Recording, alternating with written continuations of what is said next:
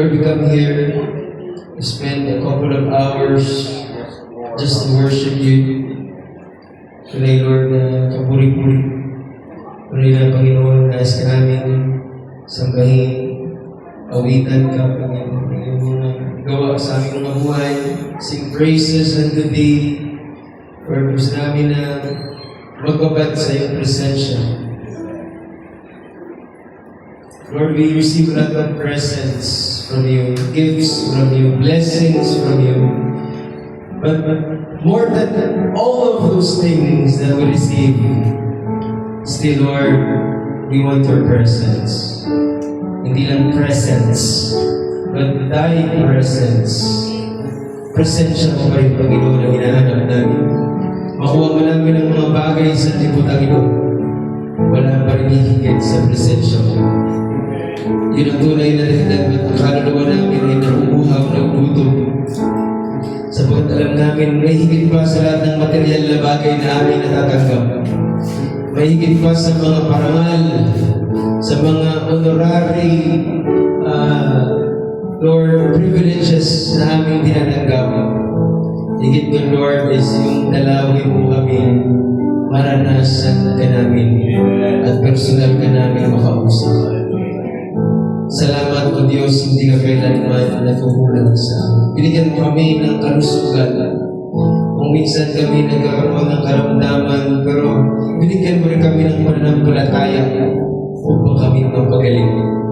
Upang i-claim ang aming kagalingan sa iyong mga pangako. You gave us health. You gave us strength.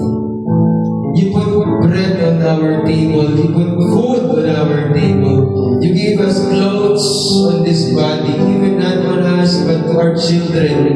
Dinamitan mo rin kami. Salamat, Panginoon.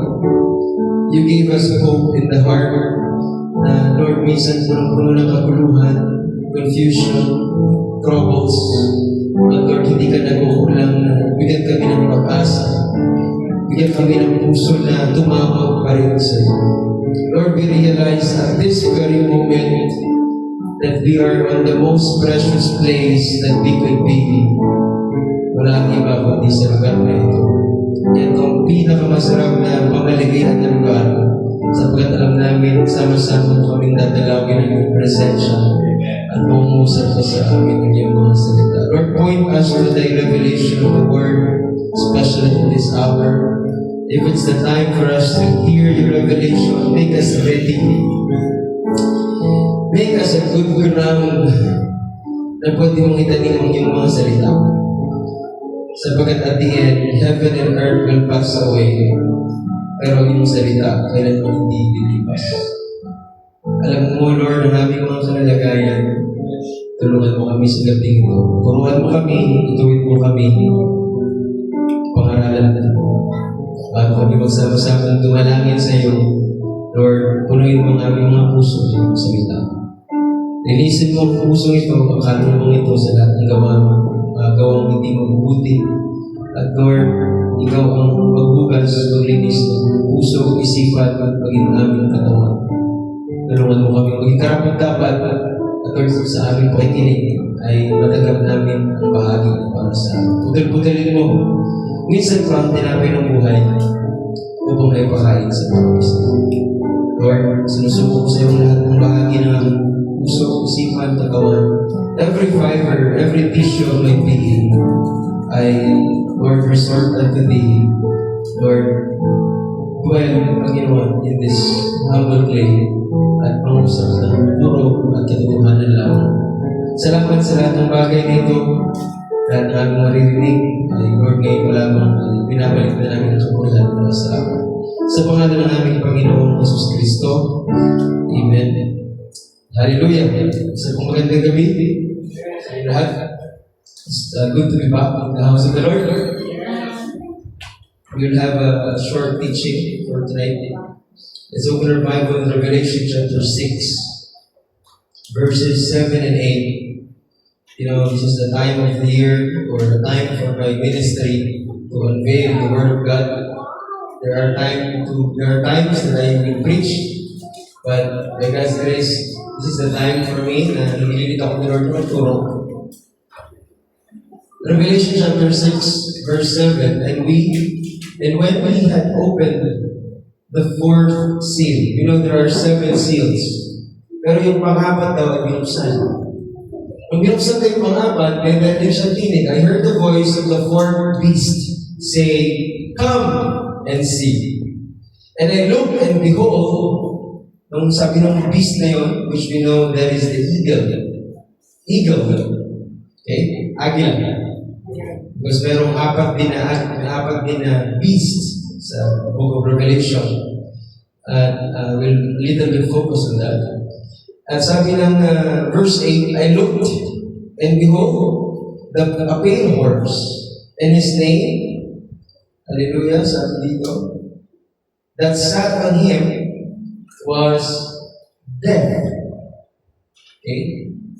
Walang pangalan ng mga previous riders, pero itong nakasakay doon sa pale horse, may pangalan siya, at ang pangalan niya ay kamatayan. And hell, imperno, ay sumusunod sa kanya. Okay. And power was given unto them sa death and hell na yan, over the fourth part of the earth. That speaks of population. No? 1/4 of the earth. To kill with the sword, isa, with hunger, pangalawa, with death, pangatlo. Okay. And yung pangapat, beasts of the earth.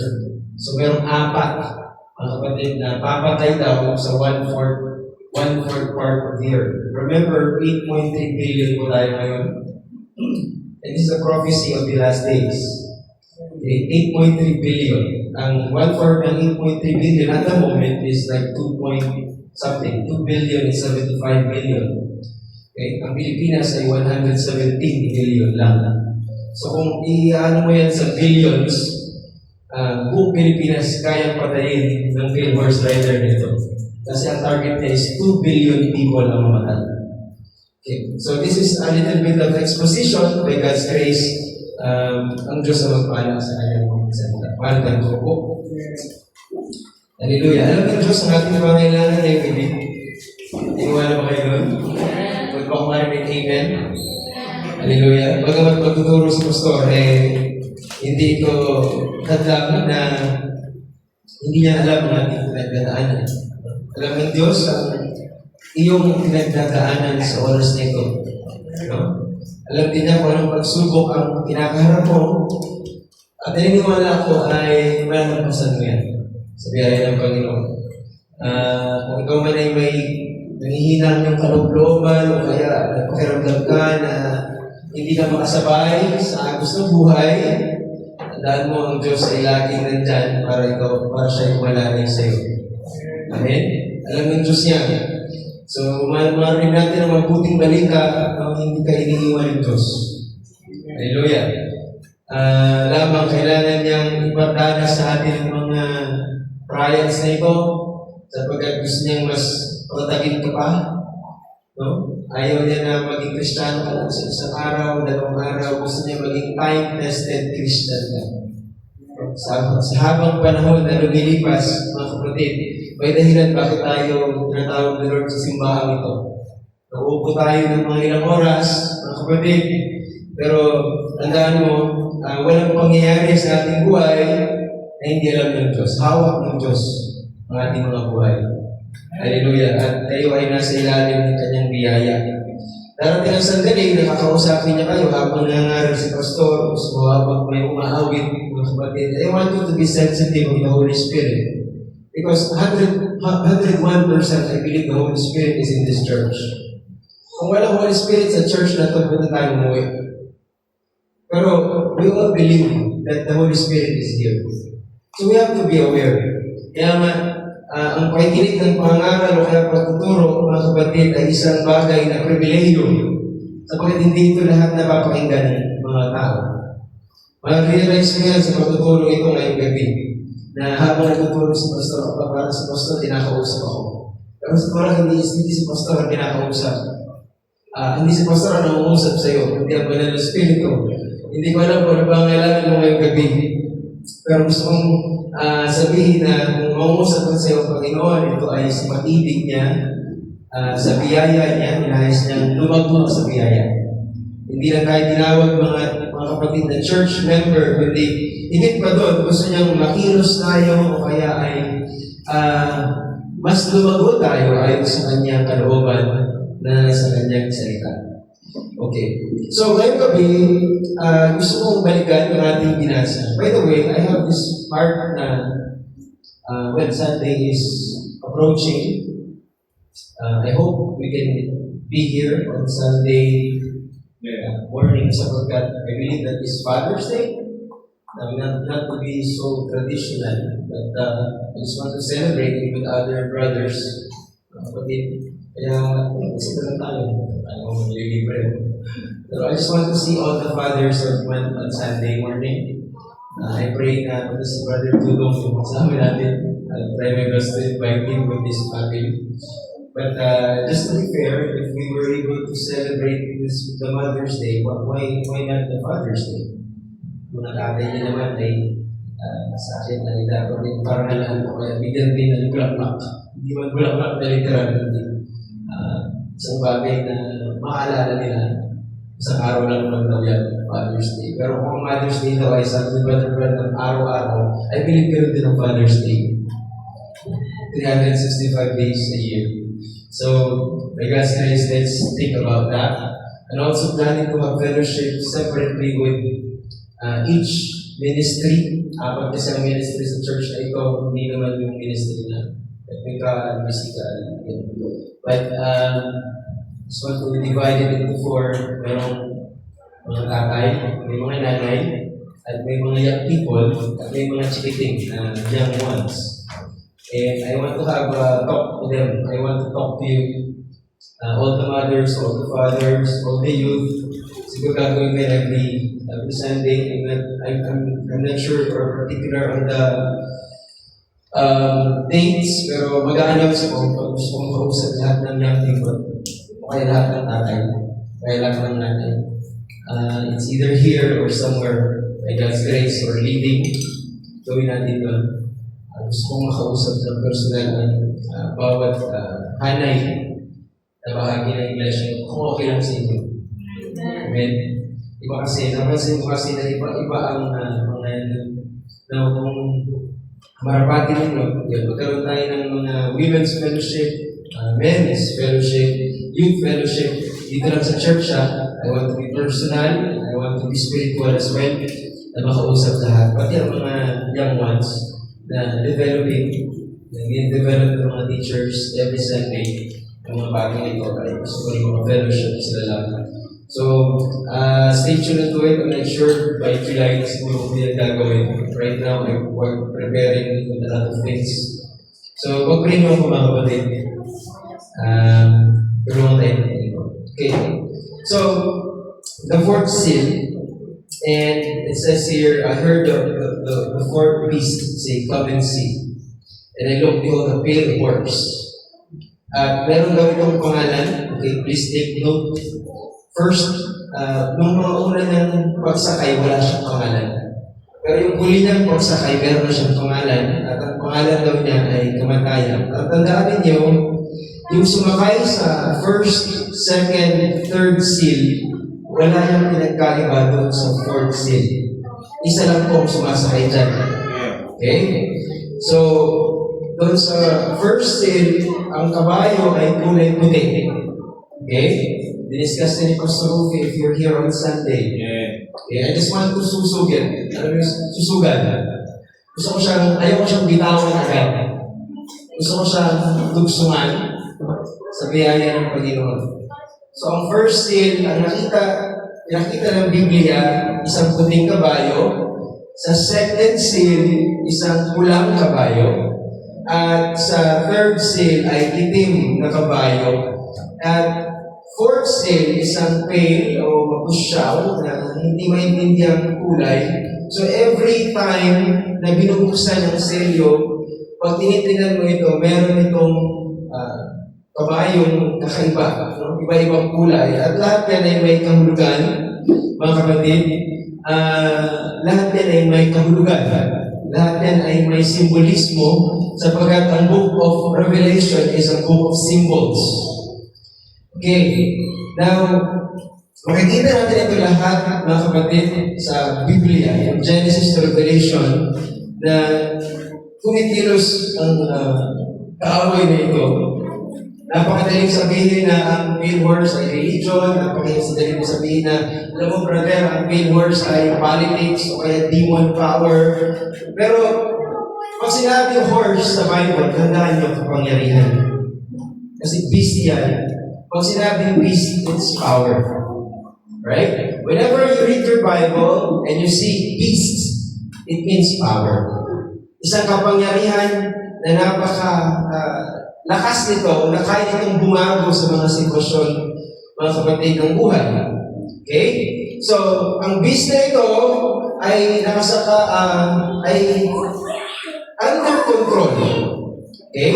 This force is under control. This power is under control kapag pag sinabing sinasakyan. Ibig sabihin, under control siya ng tinatawag na rider o yung sumasakay sa kanya. Yung kapangyarihan na ito ay under control ng pangalang death. No? Kamatayan. So, dito pa lamang, makikita natin na may tinig na nagsasabi, come and see. Kailangan mo itong makita. Kasi pag hindi mo ito nakita, deceive ang church. Listen. Kapag hindi ito nakita ng church, kasi ang sigaw ng anointing of the fourth anointing, first anointing lion, second anointing, second beast, ox, third is man, the wisdom of man. Pero ang sigaw ng huling beast, which is eagle, come, lapit, at see, tingnan mo. Kasi kapag hindi mo ito nakita, ang kapatid, hallelujah, mapapahamak ka. Kaya napakahalaga na marinig ang tinig sapagkat yung come is present, see is present. Ibig sabihin, darating sa buhay ng isang tao na mananampalataya na makikita niya ito or lalapitan niya ito at titignan niya ito because that is the time that God will reveal the word to him, to her. Okay? So, kasunod, wala na kasi ibang beast pagkatapos nito eh. After this beast, wala na. So, yung fourth beast na nagsasalita dyan, wala na siyang kasunod. Ito na yung pinakamataas na beast. Kaya magtatakas ng mga fellowship, may mga nakita kang eagle, because that's the anointing of the age for the believers. Okay? Now, pag sinabing eagle sa Bible, we're teaching right now. Okay, first, it means prophet. Prophet. Okay? Malinaw kasi ang mata ng prophet. Sa Bible, ang tawag sa prophet ay seer. S-E-E-R. Sapagkat marami siyang nakikita na hindi nakikita ng normal na tao. At sa kanya pinapakita ito ng Diyos. So, eagle in the Bible represent prophets. Even God Himself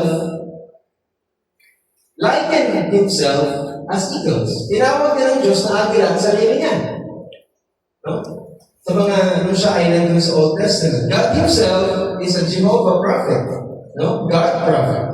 So, pag sinabing great eagle sa message, pag binasa mo yan, it speaks to Him. So, this is the time na pag sinabing eagle si Lord, nagre-reveal si Lord. Listen to me. Kapag tinawag ng Diyos na eagle siya, ibig sabihin, that's the time na nagre-reveal siya sa kanyang nobya.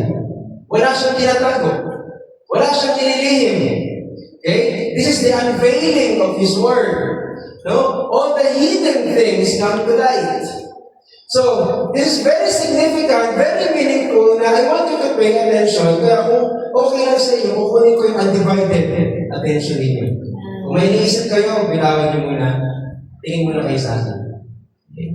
Verse 8, I looked and behold the pale horse, and his name that sat on him was dead, and hell followed with him. Tandaan nyo ito, akala ng marami ang impyerno ay isang lugar. Okay? Yes, it's true. Maaaring ito yung lugar. But most of the explanation of Brother Branham, it's a dimensions.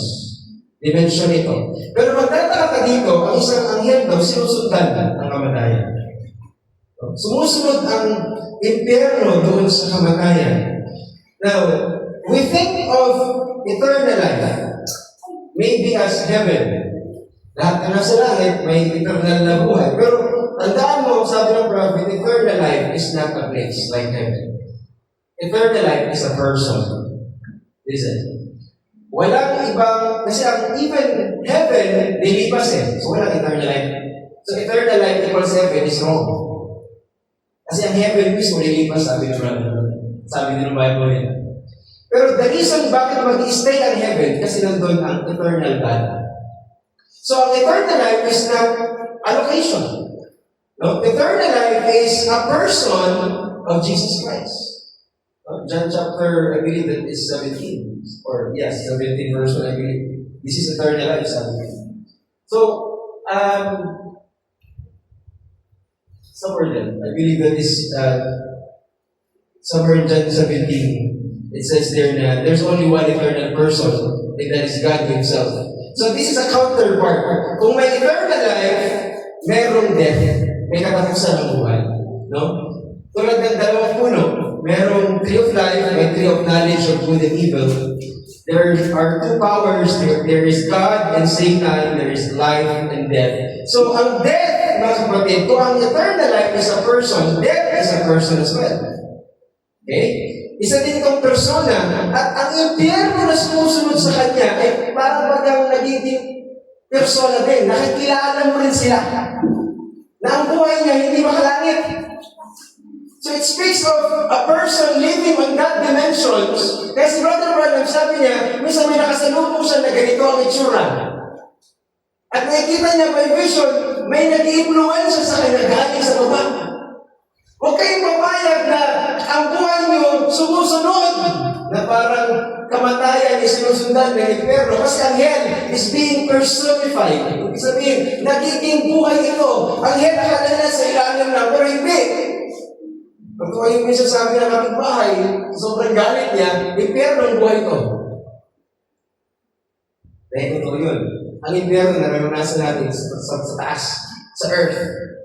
Pero huwag nyo hayaan, mga kapatid, na ang buhay natin sumusunod. Because this is the end time, and sa huling panahon, may eagle anointing na i-reveal ang spirito nito, ang influensya nito. Sabi sa amen. At kailangan kayong maging aware, baka kasi ang takbo ng utak natin, hindi na makalangit. Ang takbo ng isip natin, ang ginagawa ng mga anak natin, ginagawa mo pag ikaw nag-iisa, hindi makalangit. You have to be aware. Who are you following? Because hell is following death. And all of us, sabi ng prophet, may sinusundan tayo. Walang tao na wala sinusundan. Lahat tayo may sinusundan. I want you to be conscious of this age na ang eagle anointing, mga kapatid, is upon the church. Ang anointing ng Aquila, ng fourth beast, ang sinasabi niya, tingnan mo itong kamatayan na ito. Ma-reveal sa iyo ang kamatayan na ito na sinusundan ng impyerno at i-reveal ito sa mga elect ng Diyos kasi hindi sila madadaya. Hindi ba kayo? Ang church na ito hindi madadaya sapagkat nakasulat sa Biblia, the elect cannot be deceived. Matthew 24:24 yan eh. Paano sila hindi madadaya? Kasi nakikita nila yung mandaraya kung paano kumili. Nakikita nila yan. No? Matthew 24. Okay, buksan na natin Revelation chapter 12 verse 9. Nakikita mo yan. Tandaan mo, itong anointing of an eagle, I want you to be aware, we are not just going to church. Hindi tayo narito para pumunta lang sa church. Pumunta tayo sa church kasi mismo tayo binisita ng anointing na ito. I want you to be spiritually open right now. Every time na pupunta tayo sa church, there is a visitation of an anointing, and that anointing is the anointing of an eagle. It reveals the word. Binubuksan niya ang salita. Kasi hindi tayo pwedeng maging katulad ng sanlibutan na buong mundo, diniscuss ko na ito minsan, madadaya. Tagalogin mo yan, sis. Buong mundo, madadaya eh. Kahit nga yung mga kapamilya mo, nanay mo, tatay mo, nadaya na sila. Pero ikaw, bakit hindi ka madaya? Sapagkat binisita ka ng anointing of an eagle. Nabuksan sa iyo ang fourth seal. Sabi sa amen. Nabuksan sa Moriones Church, Moriones End Time Message Church, ang bagay na ito, na nakita niya, hallelujah, sa Revelation 12 verse 9, hala, buong mundo pa na madadaya, pero hindi ako. Kasi binisita ako ng isang anointing na ipinangako sa huling panahon, hallelujah, na hindi ako sasama na madadaya ng buong sanlibutan sapagkat bahagi ako ng Matthew 24:24 na isa akong hinirang at hindi ako madadaya. Diyan sa amen. Diyan mo kayo. Kasi kapag ang katotohanan nare-reveal, listen, hallelujah. Once a Bible is being, sabi dyan sapagkat may magsisilitaw ng mga bulaang Kristo, mga bulaang propeta, mga papakita ng mga dakilang tanda, mga balaghan, ano pa't ililigaw ang marami, ibig sabihin niya, kung maaari, pati mga hirang. Pero hindi maliligaw ang mga hirang. Sapagkat may tumanaw na anointing, mga kapatid, at yung anointing ngayon, maghahayag sa church. At alam niyo ba, ang akala niyo lang na pag naghayag ito, nag-reveal ito ng katotohanan, para ba kayo nagbasa ka ng Bible? No? It's not just reading the Bible, taking notes, and then habang nagbabasa ka ng Bible, oh my, tama ko sa ulo, ganito pala yan. Highlight niya, kukulayan niya, ng marker niya, at sarado niya yung libro. And that's it. That's how God reveals the truth. No? When God reveals the truth, that truth will shape your life. Reading ko.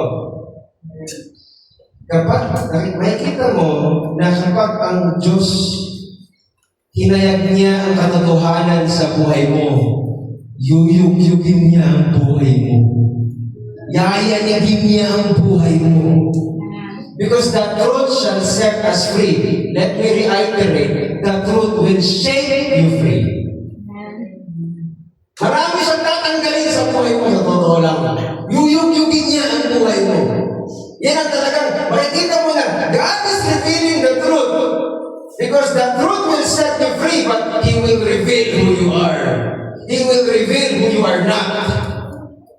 I-reveal niya ang mga bagay na dapat hindi ikaw. He will blow a trumpet in your life na parang mapipili ka, ulit-ulitin sa isip mo because He's declaring the truth. At hindi ka matutulungin, hindi ka patatahimikin, aalisin niya ang mga comfort zone ng buhay mo, aalisin niya ang mga kapayapaan na akala mo kapayapaan talaga, yung pala kapayapaan sa kasalanan, walang ganun. He will reveal a lot of things in your life and the truth will change you because the truth is a spirit. Spirito kasi yan. Tandaan mo, ang katotohanan, hindi yan letra lang, sabi ni Jesus, yan ay spirito. Ang katotohanan ay isang persona ni Jesus Christ. So si Jesus Christ, yes, pakialaman niya ang mga bagay sa buhay mo, ang mga desisyon mo, ang mga takbo ng isip mo. Iko-convict ka niya. Itatali ka sa isang lugar na hindi mo gusto. Pero doon ka mas bagay kasi kasama ka niya. Tandaan mo, maraming gagawin sa Lord. No? Because there's no prevailing. Inawag natin kanina, lying not prevail. There's no prevailing power than revelation. Kapag nakuha ng isang church kung sino siya, yung revelation kung sino siya, sabi ng message, He will be an invincible army. Walang tatalo sa church na yan. Ano mang gawin ng kaaway? Ano mang bagyo ang dumating? Natatag siya sa isang pundasyon. At ang pundasyon, revelation. Ang pundasyon, pagsunod sa totoong kapahayagan ng salita ng Diyos. John 6:63, it is the Spirit that quickeneth. Sino bang nagbago sa iyo? Hindi si Pastor. Sinong bumago ng pag-iisip mo? Bakit ka bumalik sa church? Bakit bumalik ka sa pagsunod? Bakit ka nagdesisyong sumunod? Kasi ang Espiritu bumubuhay. Dati kasi patay ka sa kasalanan eh. Pero pinuhay ka. Ang laman, walang anong pakikinabang. Sa totoo lang, walang pakinabang ang laman. Pero sabi niya, ang mga salita na sinasalita ko sa inyo ay pawang Espiritu at pawang buhay. Dahil magtataka ka, sasabihin mo, Kristiyano ka, pero walang buhay. Hindi yun totoo. Ang isang Kristiyano na pumasok sa church, alam mo may buhay yan ni Kristo. Ramdam mo yan. the way they act the way they act, the way they sing, the way they proclaim their faith, because it's not just about going to church. Ulit-ulitin ko yan, mga kapatid. It's about living a life in Christ. Pagsunod, mga kapatid. Sapagkat ang pakikinig, yan, maganda yan. It comes faith. Habang nakikinig po kayo ngayong gabi, tandaan nyo, may babaunin kayo palabas. Ano yun? Pananampalataya. Pero huwag mong malimutin yung pananampalataya. Kaya nga, napakahirap ng hindi nakikinig. Ang gusto natin, lagi tayong makinig. Kasi ang pakikinig ng salita ng Diyos, equivalent sa pagkakaroon ng kapahayagan. Ulitin ko, kapag ikaw ay nakikinig, faith cometh by hearing and hearing the Word of God. And sabi ni Brother Branham, faith is a revelation. Kaya meron nahayag sa'yo. Bakit bumabalik ka na bumabalik? Kasi may nahayag sa'yo. At yung nahayag sa'yo, tandaan mo, hindi yan isang bagay lang na parang information. That will bring you to transformation, that will bring you to victory. Sabi mo nga, victory. Victory. 1 John chapter 5, verse 4. 1 John chapter 5, verse 4. I will show you kung paano ang tao nagtatagumpay. Lalo na, mayroon tayong hinaharap na battle. Yung kamatayan, nag-book nyo lang yun, ha? Babalikan ko yung kamatayan. Sapagkat ang sino mga ipinanganak ng Diyos ay dumadaig sa sanlibutan. At bakit? Ito ang pagtatagumpay na dumadaig sa sanlibutan. Pero ano ba ang dumadaig sa sanlibutan? Ano bang bagay? Bakit hindi siya madadaya ng sanlibutan? Kasi meron siyang pananampalataya. At ano yung pinapakinggan natin ngayon? Yung laman ng pananampalataya. Revelation. At alam mo ba? Hindi pwede magbigay si pastor ng anumang revelation na madadala sa puso mo maliban may anointing nito. Because that's the anointing of the age. And that will reveal the truth inside of you. Magtataka ka, ang tagal na sa church pero walang na-absorb. Because the anointing might see something in the heart of the believer. So, napakahalaga, no? Bago tayo makinig ng Word of God, itono mo ang puso mo. Habang tayo nag-praise and worship, tinutuno mo na ang puso mo, because Lord, I don't want to miss a thing. Ayoko ma-miss yung mga bagay na mahalaga. Sapagkat buhay yun na sinasabi sa pulpito papunta sa puso ko. Lord, I don't want to leave this place na wala akong napala. Mangusap po kayo sa akin. Kaya napakahalaga ng ministry ng praise and worship, song leaders, musicians. No? Napakahalaga yan. Mga nag-testify kasi tinotodo yung puso ng bawat isa. Nandiyan ba kayo? So, huwag natin lalagpasan na mag-participate. Okay? Para tayo ay patuloy na dumaloy. Para sa atin ay patuloy na dumaloy ang Panginoon. Nandiyan ba kayo? So kapag ang katotohanan ay hinahayag sa isang tao, nagkakaroon siya ng overcoming power. Ulitin ko yun. Hanggat nahayag ang katotohanan sa isang tao, ang taong yun nagkakamit ng isang kapangyarihan upang dumaig sa sanlibutan. Hindi ba kayo natutuwa doon? That man is going to be a conqueror. Why? Because the Spirit is revealing truth in his life. Okay? Because that man needs the Word, nagdauhaw siya, at alam niya na hindi ang letra yung napapakinggan niya, kundi ang napapakinggan niya ay Espiritu, apoy, sa tuwing madilim ang nilalakaran niya mga desisyon sa buhay.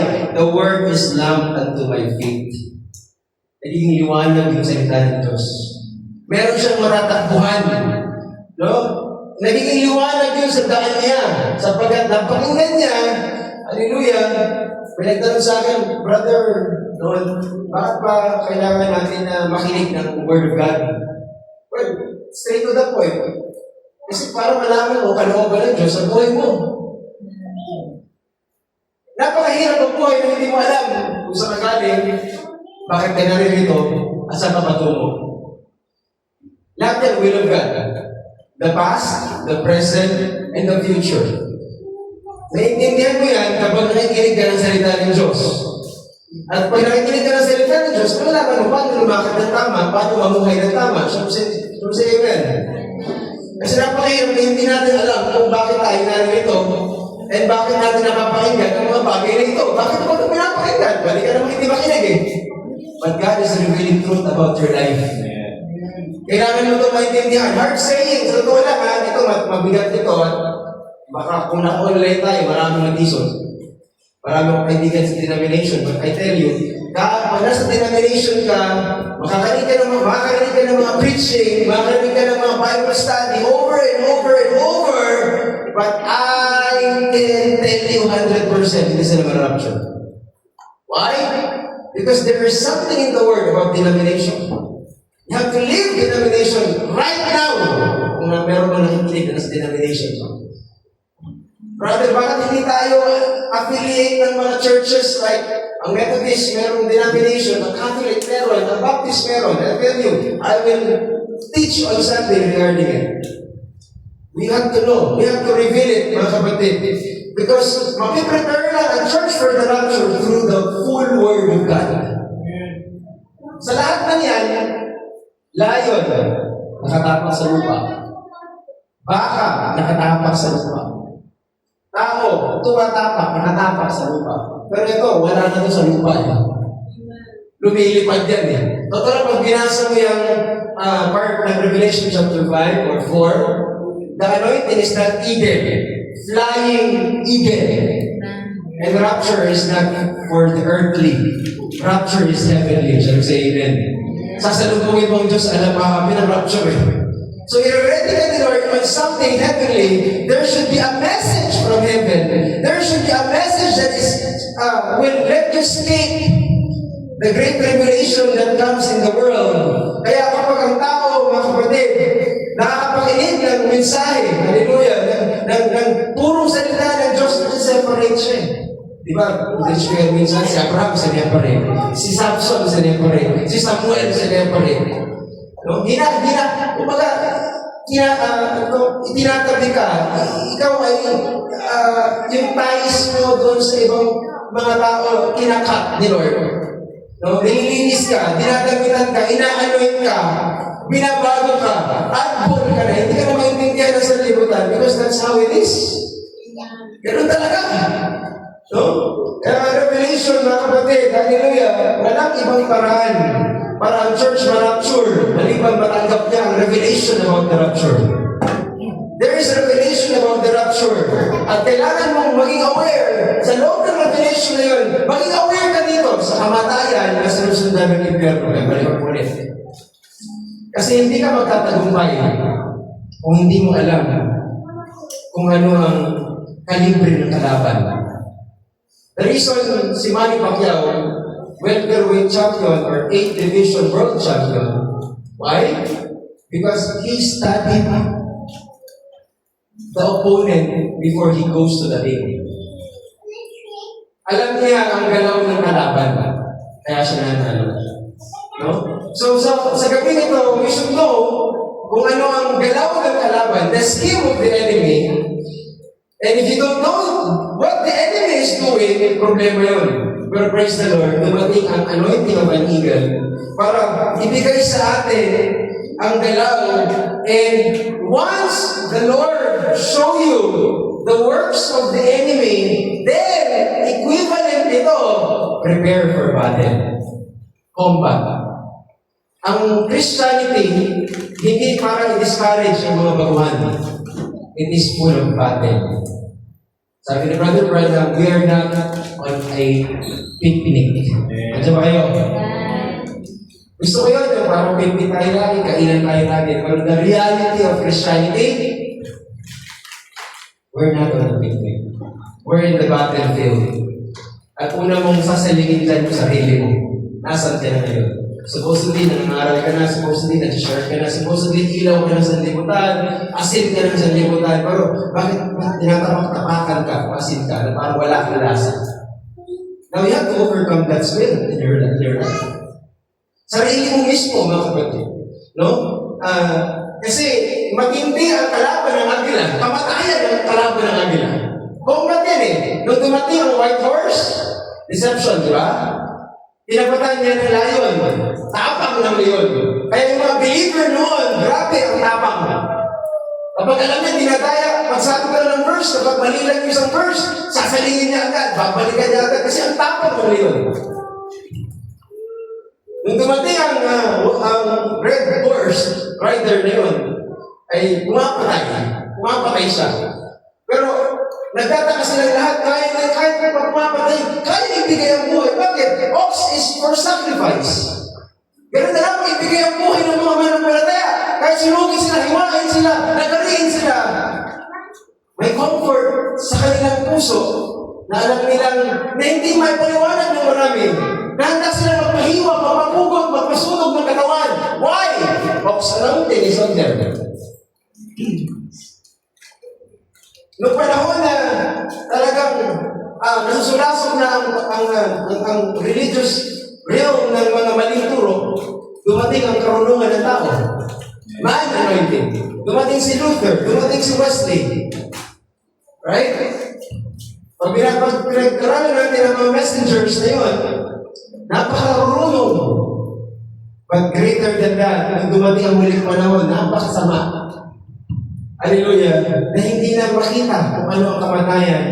Ito pala ay sinusundan ng inferno. Kailangan ng mas dahilang anointing. At dumating po ang anointing of an eagle. And I tell you, hell and death are challenging the anointing. So merong challenge ang muling panahon. Hell and death presents a challenge. Ano yung challenge? Challenge. Whenever hell moves, brother, it kills. Marami ng mga religious group nagdadala ng kaluluwa sa impyerno. Mas-celebrate ng isang denomination. Hindi nila alam, they're celebrating how they send the souls to hell. Hindi nila alam yun. Whenever death rides on this pale horse, it kills spiritually. No? Every time the church, hallelujah, morning, evening service, magtuturo yan, may deception in beneath it. You know, bunch of dead people is in the church. Ito mo ma-appreciate, kahit simple lang ang church, pero purong salita ang pinapangaral, mundo mo dapat mas purihin ng Diyos. Kasi wala yun sa lugar, nandun yan sa tinuturo. Ano mo yung napakaganda ng lugar? I tell you, ilang church na po pinagalingan ko. Ilang church na po ang pinangaralan ko. Nangaral ko sa church na talagang marmol lahat. May alak ang marmol. Gumilid ka marmol. Pulpito mo marmol, tapos napakaganda. Pero tinuturo, impyerno. Ang laman. Walang buong katotohanan. Kaya si Lord, meron na lamang ang humility sa Kanya. Sapagkat it's not about the place talaga. It's about the spirit in the church. Kasi mayroong spirito sa loob ng iglesia at mayroong mga nakikinig sa loob ng iglesia. So, ayaw natin na tayo yung sumusunod sa impyerno sapagkat ang tinuturo sa pulpito kamatayan. Gusto natin ang tinuturo sa pulpito, mag-pray nyo ang pastor nyo, na patuloy mo magturo ng buhay. Buhay sapagkat yun ang para sa atin, hindi tayo para sa kamatayan. Akin ang accepted. Para tayo sa buhay, mga kapatid. So, if death is going to come to that door, and ang life ay nasa pulpito lang ito, the anointing of an eagle is here, then the Lord will rise a standard against that death on that door. The reason bakit hindi makapasok ang kamatayan sa pintuan na yan, sapagkat the anointing of an eagle is clashing that spirit of death in hell.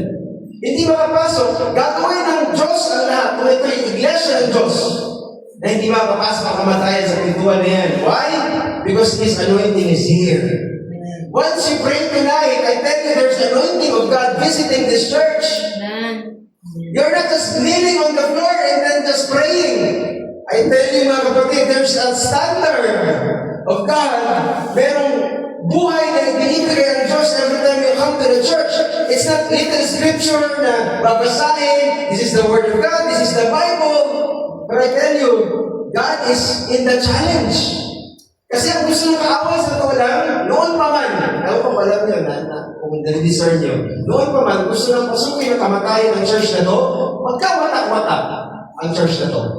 Magkahiwa-hiwalay. Mawala ng buhay ang church na to. Mawala ng pag-asa ang church na to. Pero bakit hanggang ngayon, buhay pa rin ang church na to?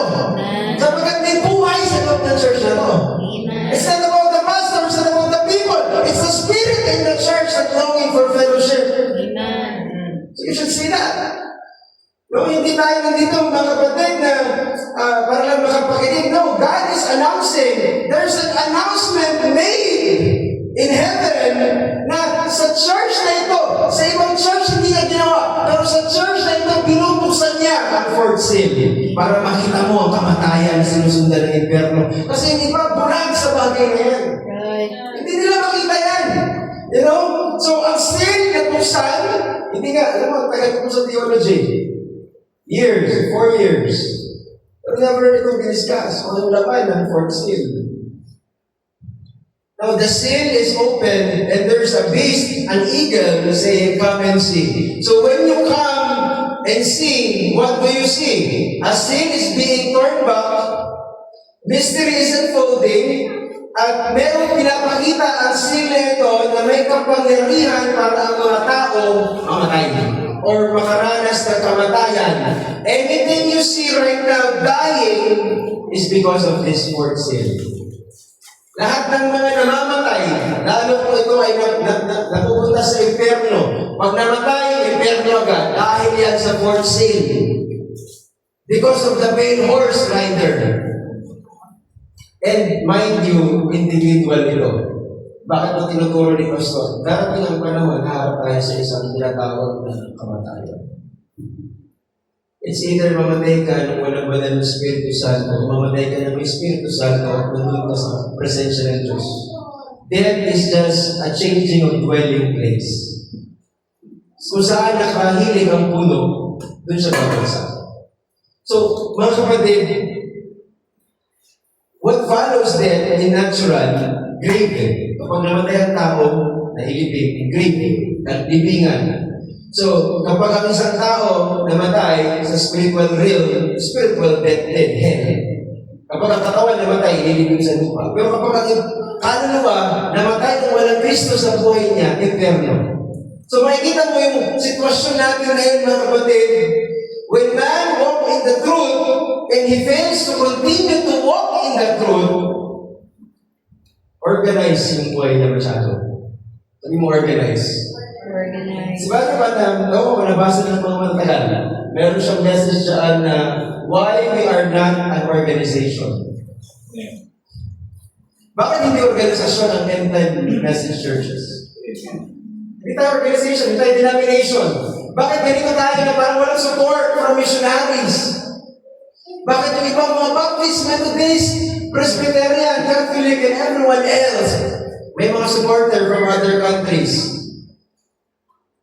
Because we're not a denomination, we're not organization. Because organization is a craving. Libingan ng organization. Spiritual graves ng organization, denomination. As long as that word is kept alive in that man's heart, tandaan mo ito, i-reveal sa atin ni Lord. Kapag ang isang tao sumusunod ang salita ng Diyos, unorganized siya. Pag sinabi ko unorganized siya, hindi mo minsan maintindihan ang galawan niya. Hindi siya organized na tao na basta-basta lang na nakasalansan yung gagawin niya. Routine ba? Hindi ganun. Why? Because he is a led by the Spirit man. Kapag led ka ng Holy Spirit, nakadepende ka lang sa Holy Spirit. Minsan ipagpapray mo, minsan hindi. Minsan ipagpapray mo, minsan hindi. Parang pag sinabi mo ipagpapray mo, mga kapatid, you pray it with all your heart. Hallelujah. Ano sa'yo na huwag kang mag-pray? Ang sinasabi ko, mga kapatid, is alam mo na ang prayer na hindi mo ipag-pray, yung kalooban mong sarili. Alam mo, ito yung Rob, sarili ko yung kalooban eh. Alam ko hindi ito yung kalooban mo, maghihintay ako sa kalooban mo.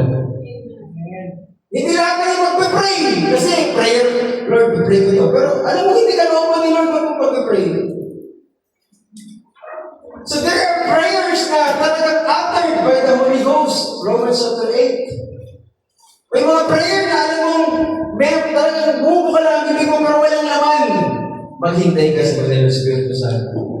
Hayaan mo siyang manalangin. Because sabi ng Biblia, we don't know how to pray. No? Nasa Romans chapter 8 yan. Meron tayong mga prayer na hindi natin kaya ipag-pray. Up until, hallelujah, na ipag-pray ito ng banal na Espiritu Santo sa ating mga buhay. Hallelujah.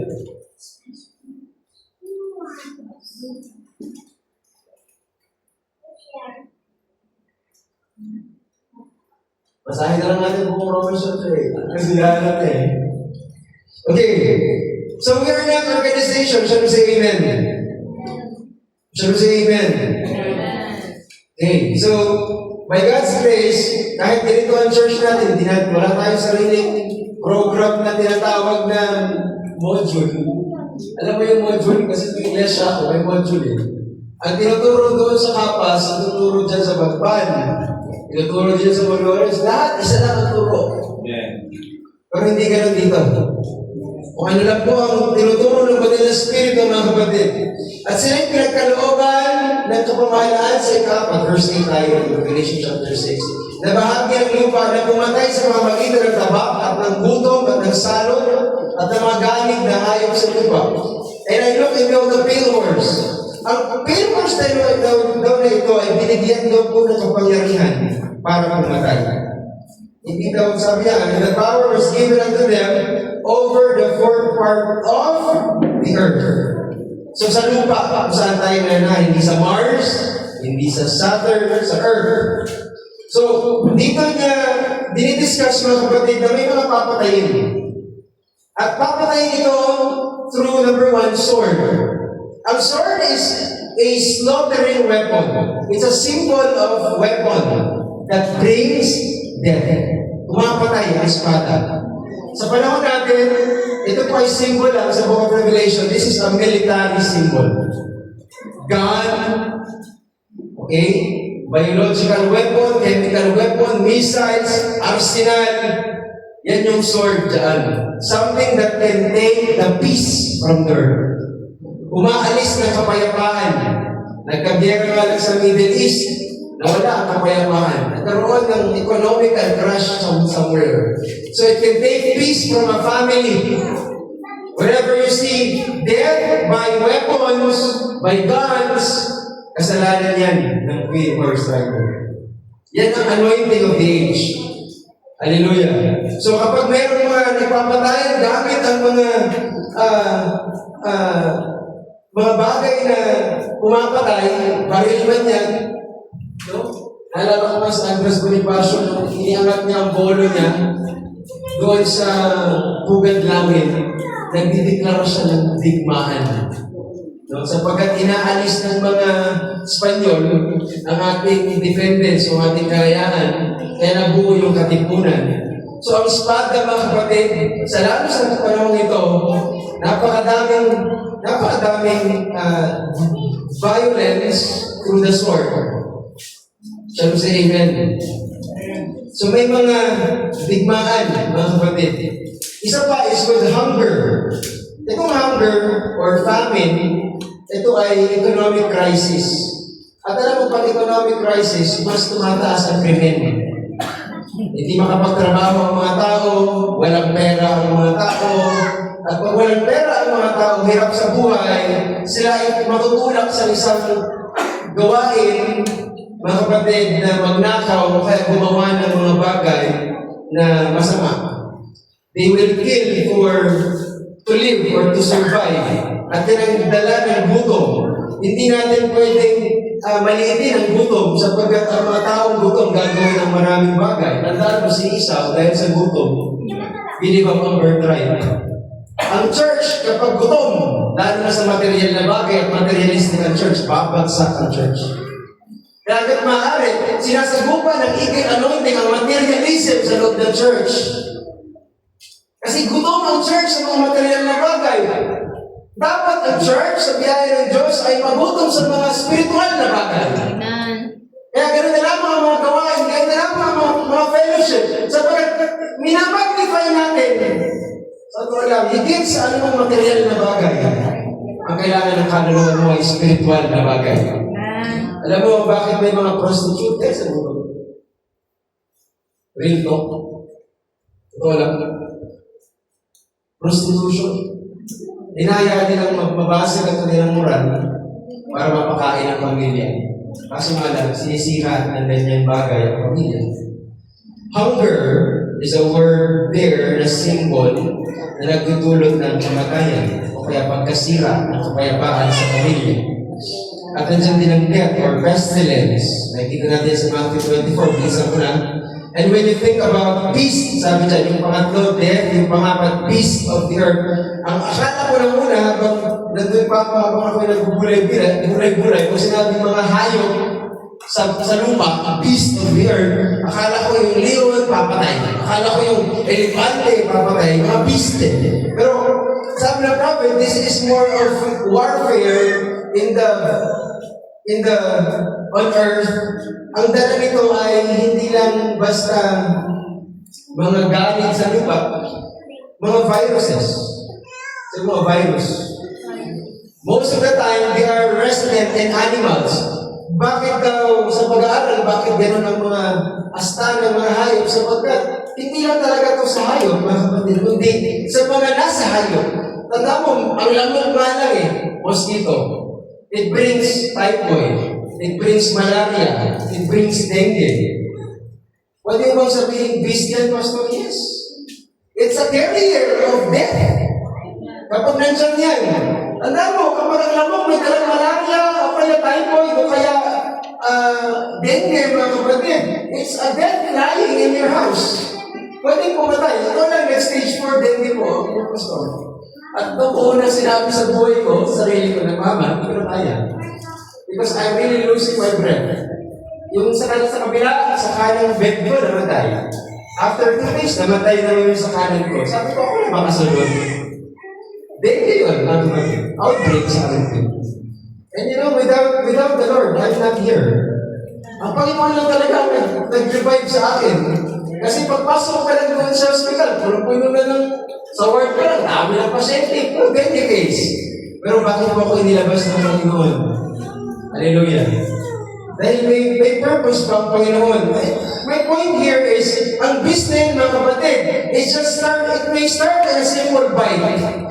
Hindi ito talaga matinding mga hayop, mga kapatid, pero dala kasi ng kung ano man nasa hayop, dinadala ng mga carrier na ito, mga virus na ito, at makikita mo, nasa mga hayop talaga ang pwedeng ikamatay ng tao. Aso na, may rabies yan no? Nasa bahay mo yan. So mag-ingat mo tayo kasi ang rabies ay virus. Ang daga. Alam naman natin, carrier yan. Lalo sa amin, pag bumaha. Leptospirosis, virus din yan. No? Ang ipis, may dinadala din yan. Pag ikaw nag-insecticide, nakalangap ang ipis, nakalangap ka rin. Pero sa totoo lang, may dinadamage din ang insecticide sa'yo. So you have to be careful, mga kapatid, because these are the beasts of the earth that can bring death. Hallelujah. So say amen. You can shout, praise the Lord. Praise the Lord. Okay. So, ang sabi ng Revelation chapter 7, verse 7, okay, mag-jump na tayo. So sinabi ko, merong apat sword, hunger, death, and beast. Okay, Revelation chapter 7, verse 1. Now, in this seal here, sabi niya, fourth seal, 7, verse 1.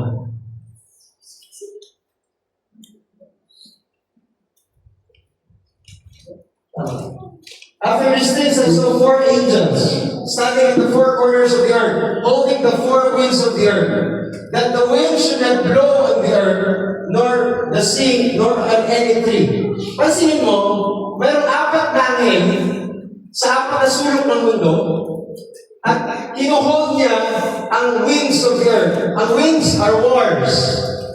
Pag sinabing winds of the earth, wars yan. Stripes, naguluhan yan.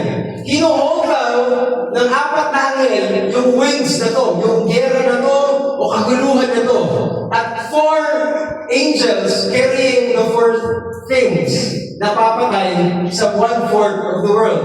Dala-dala ng mga anghel na yan, yung hunger, yung sword, yung death, at saka yung mga beast. Nasa mga anghel na yan. Pero ang sabi ng Biblia, merong humahawak sa kanila. Holding the four winds of the earth, that the wind should not blow on the earth. Papatayin na sana nila eh. Ipofulfill na nila yung Revelation chapter 6, 7, 8. Pero may nag-uutos sa kanila na huwag muna. Bakit? I saw another angel ascending from the east. Merong isang anghel na napakalakas galing sa silangan, having the seal of the living God. Well, this is the Holy Ghost, to be honest. Isang spirito, isang anghel na napakalakas. He cried with a loud voice doon sa apat na yun. Sinigawan niya yung apat na may dalang espada, may dalang gutom, may dalang death, at may dalang beast. At yun ay gagamitin nila para patayin ang napakaraming tao. Ang sabi ng anghel, huwag muna. He cried with a loud voice to whom it was given to hurt the earth and the sea, saying, hurt not the earth. Huwag din mo nang gawin, sabi dyan. Neither the sea nor the trees. Then, bakit?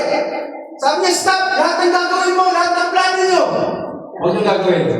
Kasi may gagawin pa. Ano ka gagawin? Kasi siselyuhan pa ang servants of God in their foreheads. Ano ba Tagalog ng foreheads? Sorry. Noo. O, tingnan yung noo nyo. Kasi napakalaga ng noo nyo.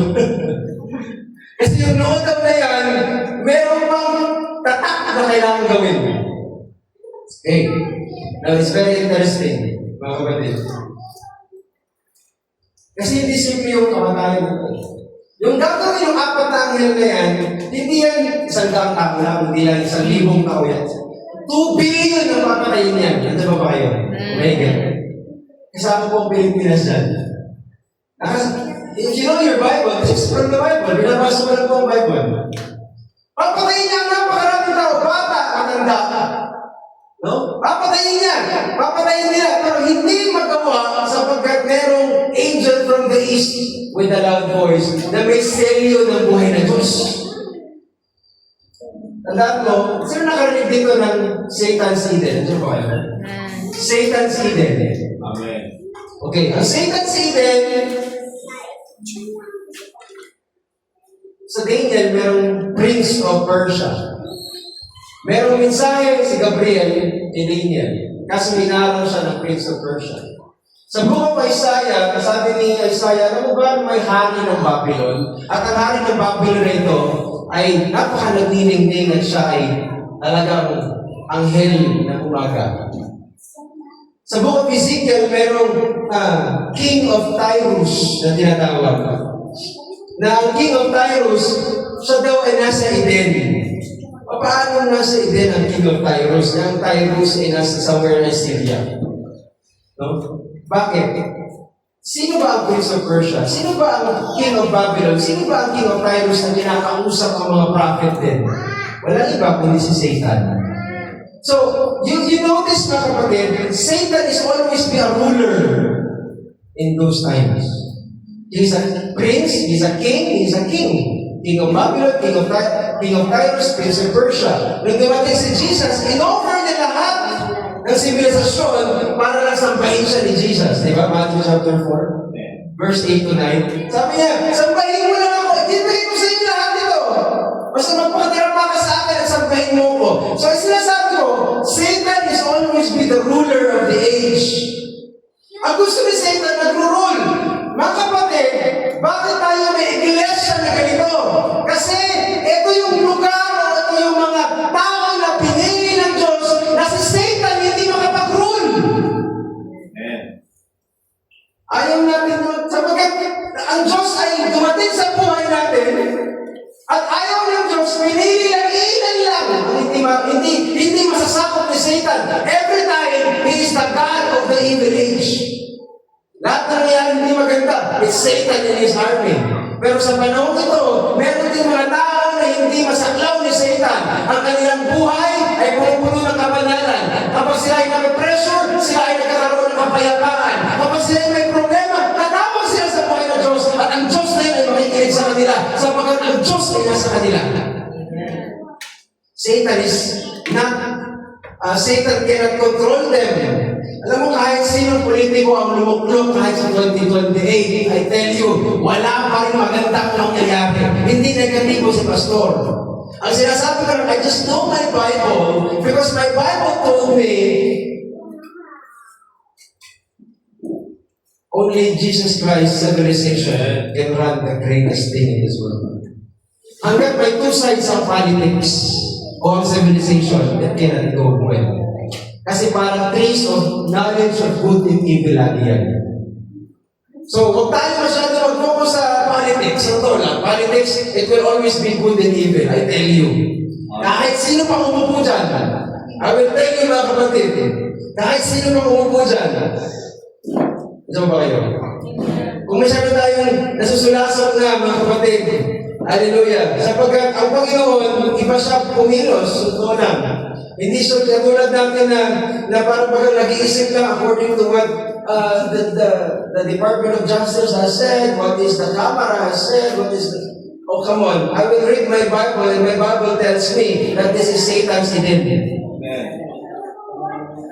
So, Satan offered him the kingdoms of the world, tinanggihan ni Jesus. No? Satan always offer money. Satan always offer power. Pero those powers will end one day. So don't take it. Shall we say amen?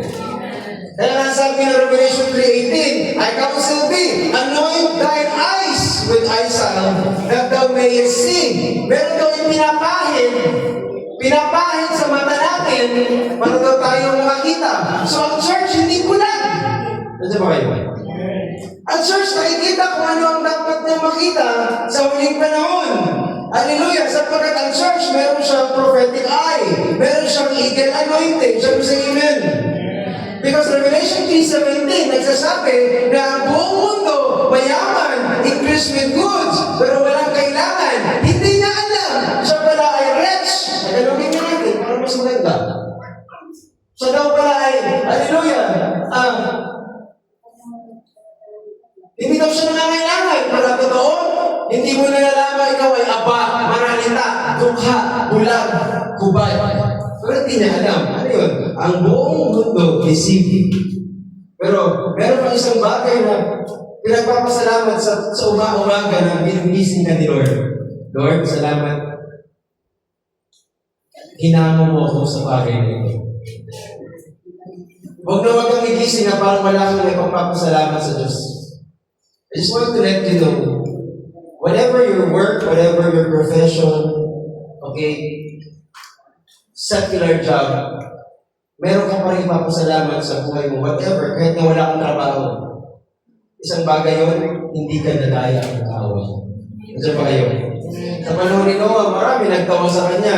Sino ba naman itong kunghang na ito, na wala namang ulan, wala namang bagyo, nagtatayo ng arka?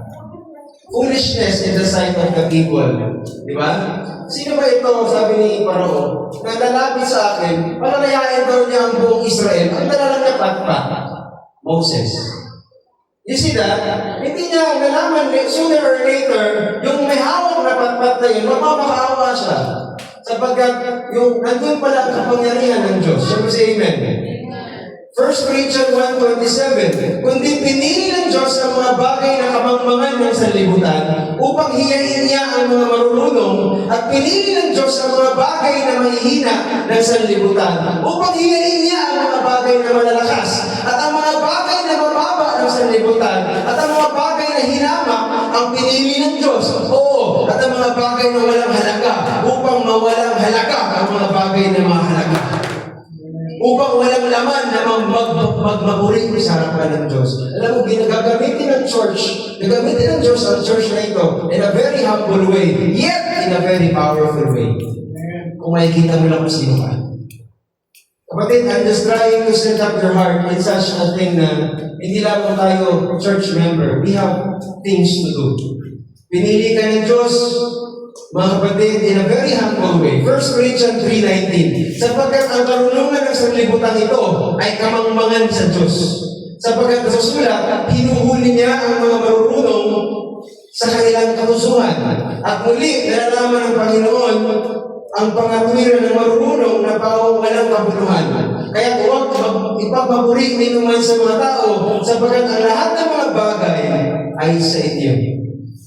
Daniel 2:21, babasahin ko na lang, hindi ko napapaliwanag. At kanyang binabago ang mga panahon at mga kapanahunan, siya'y nag-aalis ng mga hari at naglalagay ng mga hari. Siya'y nagbibigay ng karunungan sa marunong at ng kaalaman sa makaalam ng unawa. Siya'y naghahayag ng malalim at lihim ng mga bagay. Kanyang nalalaman kung ano ang nasa kadiliman at ang liwanag ay tumatahang kasama niya. So you will see how God works at this age, mga kapatid. Hallelujah. So ginaya ng Diyos, mga kapatid, gusto natin na maintindihan ang ating katayuan spiritually. Isa tayo sa mga parang tipo ng Revelation chapter 1 na gusto ni Lord pahintuin lahat ng mga parating na judgment, parating na gagawin ng kaaway, hunger, sword, death, at saka yung huli, beast. Ipapahintuin niya yan kasi meron mo siyang tatatakan sa loob. Kaya kapag ang Diyos ay nagtatatak ng siselyo, alam mo na napakahalaga. Kasi hindi basta-basta ito eh.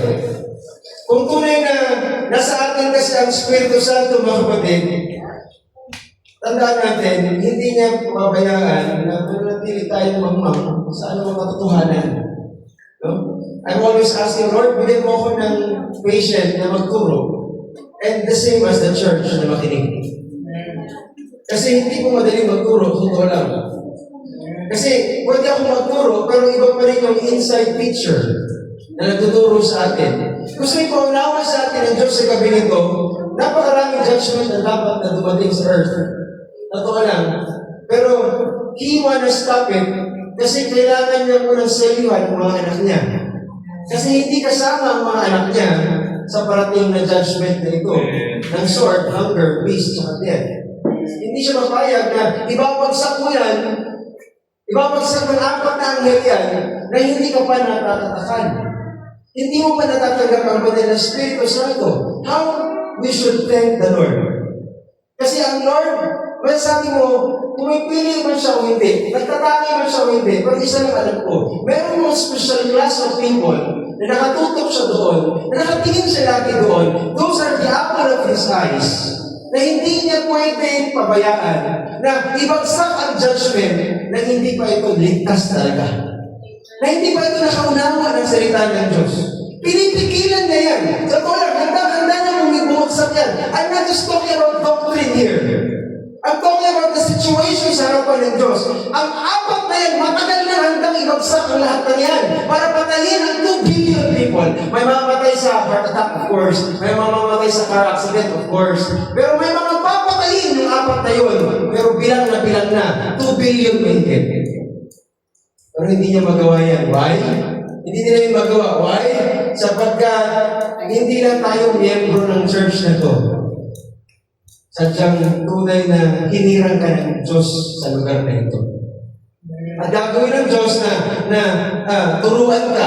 Tandaan mo itong verse 3, kasi sa totoo lang, sa Revelation chapter 7, it speaks of 144,000 Jews. 144,000 din eh, sa Revelation chapter 3. 7. Sabi din, huwag ninyong ipahamak ang lupa kahit ang dagat, kahit ang mga puno kahoy hanggang sa amin, matatakan sa kanilang mga noo ang mga alipin ng ating Diyos, verse 4, at narinig ko ang bilang ng natakan, 144,000 na natatakan sa bawat angkan ng mga anak ni Israel. And Brother Branham said, this is a type of the Gentile bride as well. Kung isa ang pattern lang ng Diyos, bago ibagsak ang judgment, laging uunahin niya muna yung mga hinirang niya. Kung ano ang pattern dito ng Diyos sa mga Israel, which is lang servant ang tawag niya dyan, ano pa kaya sa nobya niya? Kaya sabi ng Brother Branham, hindi po pwede na ang bride of Christ mapupunta sa Great Revelation. No, never! Kasi yung ganyan ng church, naniniwala yun na ang church mapupunta sa Great Revelation, which is parating na yan.